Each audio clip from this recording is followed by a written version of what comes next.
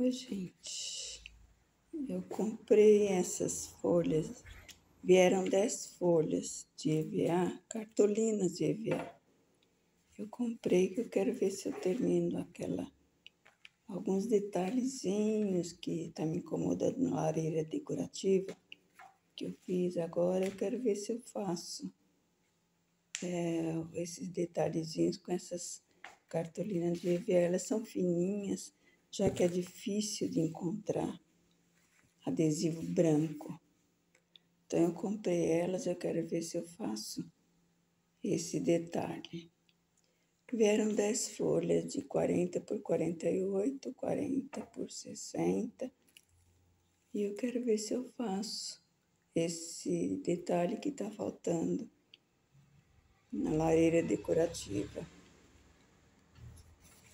Eu quero ver se eu compro uma tinta dourada também para dar um retoquezinho.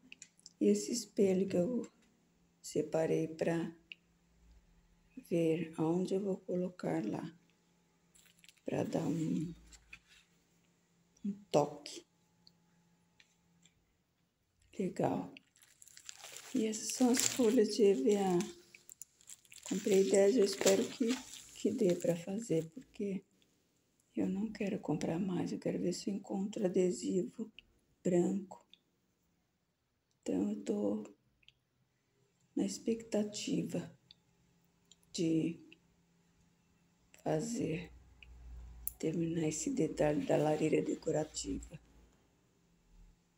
que no meu ver ainda tá faltando alguma coisinha para ela ficar pronta, para ela ficar joinha, tá? E é isso. Vamos ver se vai dar certo. Eu vou mostrando para vocês conforme eu vou fazendo, eu vou mostrando